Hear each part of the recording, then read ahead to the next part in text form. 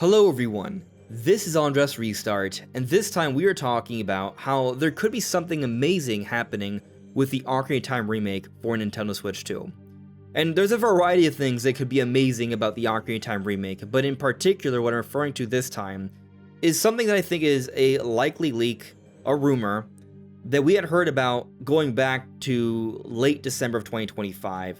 And at the time, many of us thought it had to do with the next mainline Zelda, the next open-air Zelda. But possibly, it may have to do with actually the Ocarina of Time remake. And regardless for what this information was meant to be for, I think there are implications either way, and it's really interesting, and so that's what I want to get into today. Before continuing though, let me ask that if you find yourself enjoying my videos, and if you haven't subscribed already, to please subscribe. So this potential leak that I'm referring to comes from Special Nick of the Xbox Era podcast. He was doing a podcast with Jeff Grubb at the end of the year, late December, towards the new year, December 2025, and they had a big thing to say about Zelda. And specifically it was mentioned to be for the next mainline Zelda, and the way they were talking about it, they were assuming this would be a few years away. It was pretty clear they understood this to be like the follow-up to Breath of the Wild and Tears of the Kingdom. Nick talked about how he heard that the next Zelda is being made with the same engine as Breath of the Wild and Tears of the Kingdom, but with enhancements. And to be clear, same engine does not mean same art style. The Wind Waker and Twilight Princess have the same engine, but completely different art styles. The engine has more to do with the underlying structure and the mechanics involved with the game. So thinking about what they did for Breath of the Wild and Tears of the Kingdom and all the crazy things that can be done in the world with the physics and the abilities, think that, but expanding upon it with better hardware in the Switch 2. So that's what Nick heard, an enhancement of that engine, but also that this game was described as having tears in reality with cross-dimensional puzzles. Some examples that were brought up, there was a bull that would be chasing you. If it were to hit a target, it would cause a reaction in a different dimension. Or another, there could be two different rooms and you use the different dimensions to take the water out of one into another, and this could cause sinking or different objects to be buoyant. And so those are the examples brought up, and that gives us kind of an idea of some of the crazy things that could be done with this engine in these cross-dimensional puzzles. So it's an exciting concept to consider for the next mainline Zelda, which is what the assumption was at the time. Like I've imagined, and I've talked about it before, say we get the hookshot, for example, and we can actually use a hookshot with portals where we can grab things from one universe and bring it into another, or we could use that to skip through things. And I've even talked about the possibility of it being very much like the game Portal or Portal 2, considering some of the puzzles and abilities there and bringing that into an environment like Breath of the Wild or Tears of the Kingdom with all those abilities and physics in mind. There are some crazy, insane, cool possibilities there. And what's interesting to consider here is that while Nick is pretty reliable when it comes to Nintendo things, I haven't seen him be wrong about anything relating to Nintendo, I think it is plausible that what he heard about isn't necessarily for the next open-air Zelda that's a few years away, but for the Ocarina of Time remake. My assumption is that it's not, for the record. That was not their understanding, and I'm not trying to say that that's the most likely thing here. But it wouldn't be the first time we've heard about a rumor regarding something that is happening and that information being conflated with something else that is happening. Sometimes things can be lost in translation, or perhaps there can be a misinterpretation of information.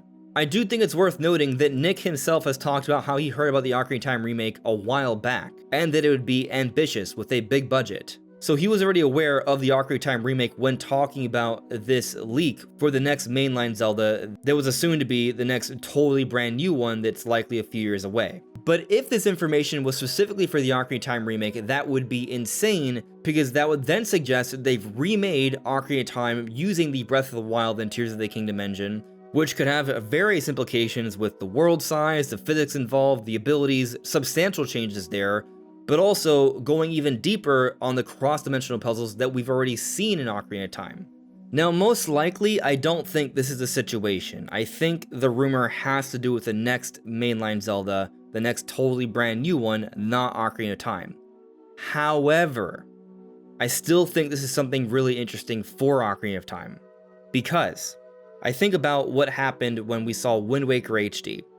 Nintendo told us they were working on Wind Waker HD to help prepare them for Breath of the Wild. It helped them get a better understanding of the hardware. And so taking a look at Ocarina of Time, This game that we're looking at here is actually going to be the most ambitious remake we've ever seen from Nintendo, and we've even gotten a fair bit of evidence, I would say, that suggests that at least some elements are going to be redesigned and reimagined here.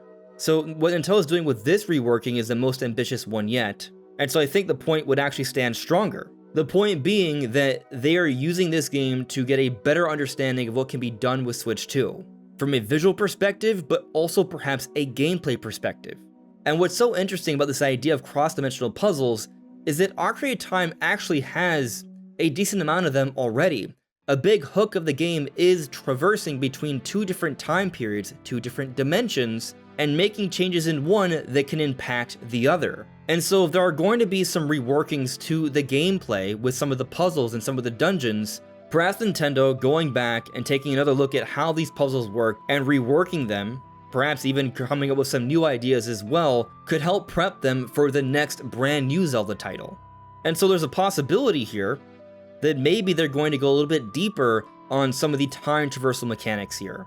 The beginning of Ocarina of Time, you play as just young Link, and after you do the first few dungeons, you will then go to the future as an adult.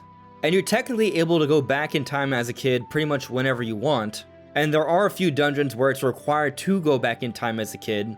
It does feel like more could have been done. When we consider what's been done with more modern Zelda games, they probably could have come up with even more complex, more interesting puzzles having to do with exploring the past and the future and crossing between the two. Like we think about what's been accomplished with time shift stones in Skyward Sword, for example.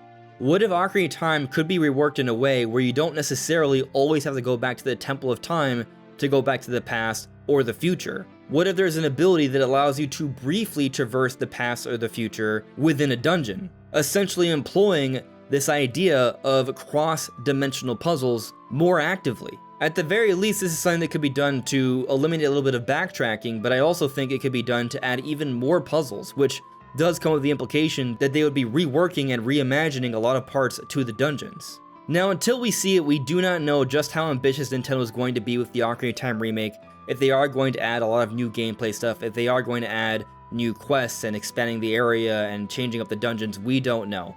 But a common theory a lot of people have considered is that maybe most of the game will be structurally the same, but they may add a few things here and there.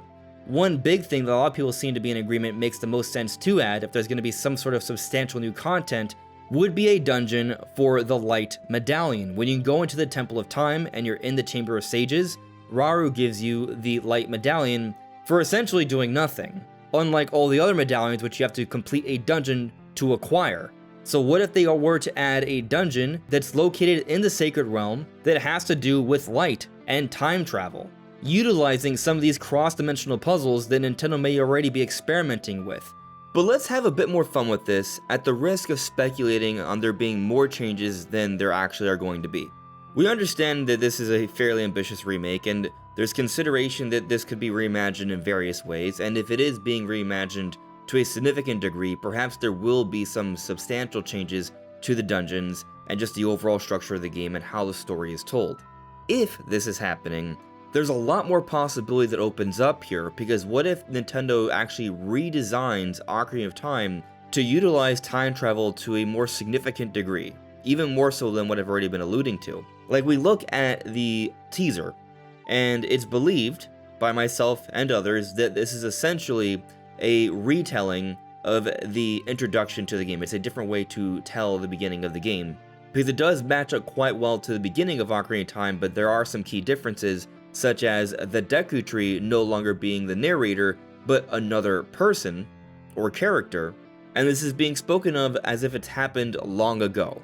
So some think that this is just simply done for presentation purposes, others think that this is something that indeed happens within the actual game. And so if this narrator is not just a random narrator, but some kind of character in the world of Zelda, like maybe Rauru, the Sage of Light, who is in the Chamber of Sages that seems to be in some sort of suspended state of time so he doesn't age, if the narrator is indeed Rauru, then this introduction carries even more time travel implications, which could feed into the idea of there being a dungeon when we enter the Temple of Time, where we work with Rauru to complete it, and then we earn a Light Medallion, And perhaps similar to what happened in Breath of the Wild and Tears of the Kingdom when we would beat a dungeon, we would acquire a new power, and also similar to an idea that was cut from Ocarina of Time where the medallions would actually give us an ability, we get some kind of ability.